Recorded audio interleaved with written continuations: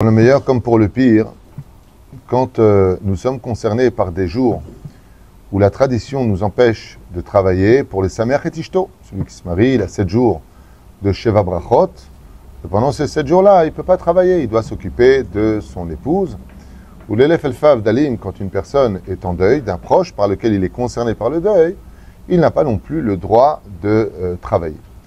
Mashikal Manian, hier, Avi m'a envoyé un message me demandant quel est le din d'une personne qui se marie et ils sont tous les deux divorcés. Combien de Sheva Brachot y a-t-il?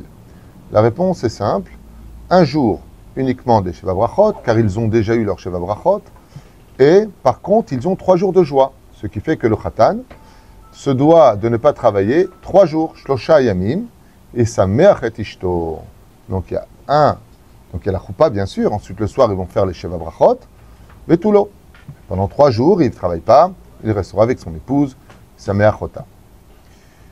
Mais il y a un cas où une personne serait divorcée et l'autre n'est pas divorcée. Donc le conjoint, la femme n'a pas eu ses jours de Sheva Brachot. C'est une question qui m'a été posée. Maouadin. Si Chaz Shalom, le couple a eu des relations, la fille n'est pas vierge, c'est la même chose. Mais si la fille est restée vierge, alors, même si le garçon est divorcé, Yasu Shiva Yeme Simcha. C'est Sheva Brachot pendant les 7 jours.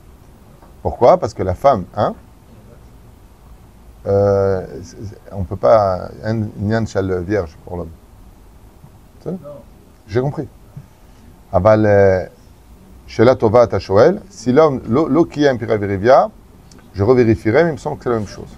C'est-à-dire c'est le même din. Aval, une femme qui, Chaz Shalom, a vécu en concubinage, maritalement avec son fiancé et puis qui se marie, elle n'a jamais été mariée, mais lui, il était divorcé. Étant donné qu'elle a déjà consommé son mariage, ce sera le même din. Rosh Hadavar, elle ne fera qu'un jour, 3 jours, Sameach Betulo. Maintenant, si les deux ne sont pas mariés, ils n'ont jamais été mariés, et qu'ils ont fait des bêtises, ça reste 7 jours. On parle dans le cas où la personne est divorcée et que la conjointe, elle, n'a jamais été mariée. Elle s'est préservée, Shiva Yamim, elle ne s'est pas préservée. C'est là? Non. Hein? Todavar. C'est le Rosh Hadavar pour lequel, Bezrat Hashem, Aïkar chez Sameach et Ishto, Vet Banav, Vet Kol Asher Lo Achim Tovim Ul Shalom, et qu'on n'oublie pas qu'on ne fait pas une mitzvah sur le dos d'une avera. C'est-à-dire que s'il y a une mitzvah vraiment qui est Berumo Shel Olam, qui est très importante dans le ciel, c'est celui qui est Sameach Chatan Vekala. Celui qui donne de la joie à un Chatan et une Kala, Zoché Bechamesh Kolot. Il gagne 5 mitzvot qui sont protectrices pour lui dans ce monde et dans l'autre. Me'od Oev, celui qui est Sameach Chatan Vekala. Mais si Chaz Shalom, les dents sont mélangées, à Surlo, Chaz Shalom, sous prétexte qu'on doit donner de la joie, venir faire une avera au nom d'une mitzvah. La reine, uniquement si les dents sont séparées, il entre avec le khatan, il le prend sur une chaise. Le Sameach et Takala, les femmes du côté des femmes, les hommes du côté des hommes. Quand ça se passe comme cela, la shrina reste. La Chafetz Chaim écrit une chose que je vous avais déjà partagée, que si Khalila Vechas, le khatan et la kala font des mariages où les danses au minimum ne sont pas séparées, toutes les avérotes qui auront lieu pendant le mariage seront sur le dos de la responsabilité du khatan et de la kala. La Chafetz Chaim kotev al davar nora ve'ayom v'ishalmu kol yemei chayehem ala davar hazeh. Ils paieront toute leur vie durant cette avéra. Pourquoi? Parce que c'est considéré dans le ciel comme étant une ingratitude. C'est moi qui vous ai unis, je vous ai amené à vous rencontrer et vous m'avez mis à la porte. Pourquoi? Car Kadosh Baruch Hu sonezima, Kadosh Baruch Hu nous interdit ce genre de choses. Je rappellerai juste comme ça pour le cas, pour nous renforcer. Moi, je n'ai pas de leçon à donner à qui que ce soit, je ne suis pas mieux que vous.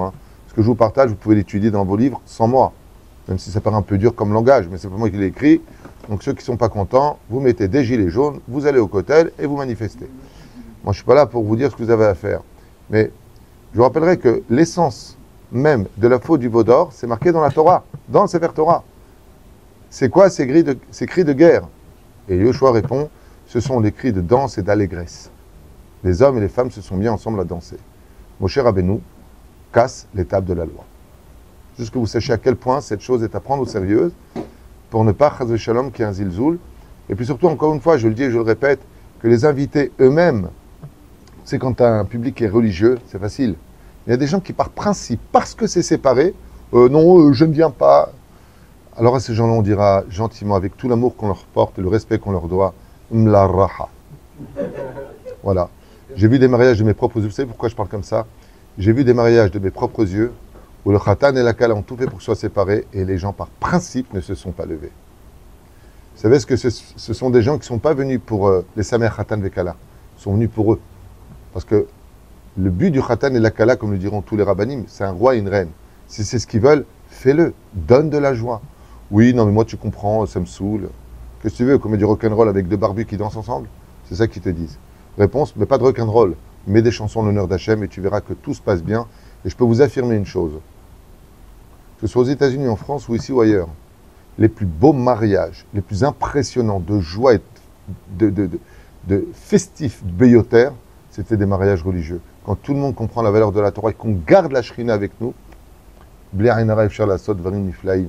rappelle qu'un mariage, ce n'est pas une boîte de nuit. Je rappelle que le mariage, c'est le démarrage d'un nouveau mazal pour le couple. Et que si on a intérêt à garder Hachem, ce n'est pas de le garder sous la roupa, ensuite de lui dire, allez, goodbye, merci. Tu es prié de voir sortir de notre mariage. Et là, il a fait. Parce qu'il est très sec, la Géoula est très proche. Il ne faut pas se laisser avoir par l'influence, pas par 2000 ans d'assimilation et encore moins par une mode qui a démodé l'histoire de notre peuple. Am Israël, c'est un peuple qui est kadosh. Je me rappelle de... Vous avez lu le livre Le Patron avant tout? Alors là-bas, dans Le Patron avant tout, le Rav Yaakov Herman, Zecher Tzadik Vekadosh Ivracha, dans les années 30, il est arrivé à un mariage à New York et les tables étaient mélangées. Et d'un coup, c'était l'époque du Franche-Comté, je sais pas comment on appelle ça. Charleston, merci. C'était l'époque du Charleston. Et d'un coup, les filles juives se mettent à danser comme ça avec les garçons. Et là, le Rav Yaakov Herman, il marque comme ça dans le livre qu'a écrit sa fille, qu'il a été tellement choqué qu'il s'est mis à pleurer. Il est monté sur la table, il s'est mis à hurler, mais vous êtes fous, mais qu'est-ce que vous faites? Et ils l'ont mis dehors. Et ils l'ont mis dehors. Et il a mis des semaines pour s'en remettre.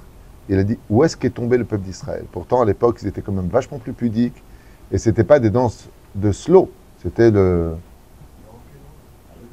Charleston. Hein? La reine, Bezrat Hashem, Shiniski Litrazek, l'Arzor Bitchouva, ce n'est pas simplement du kippa et des tzitzit, c'est Nagout pour le khatan et la kala, d'encourager Bezrat Hashem de faire séparer, pour cela de leur donner de la joie.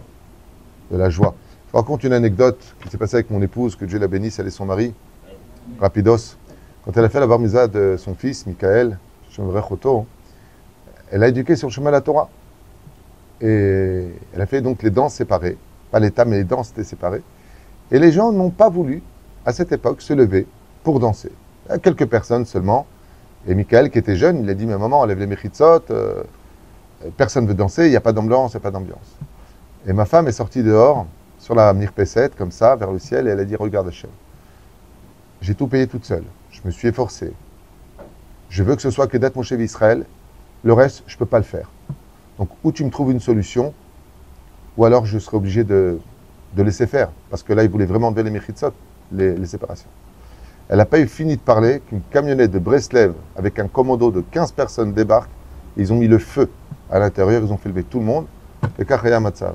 Chen Bezrat Hashem Barach, Adam Tzich La'amin Be'emunah Shlema, que le chemin de la Torah c'est le chemin de la vérité, et que mieux vaut rester dans le camp d'Hachem qui a les clés de tous nos bonheurs, que se mettre contre lui sous prétexte de passer un bon moment qui finira dans les oubliettes ou peut-être dans les albums, à perpétuer ce regard d'une faute incroyable. Comme le dit ma belle-fille, qui a fait malheureusement les danses non séparées, après 1 an et demi où elle s'est renforcée dans la Torah et qu'elle a compris la valeur, elle m'a dit, tu sais beau-père, ce que je regrette le plus, c'est d'avoir fait les danses mélangées.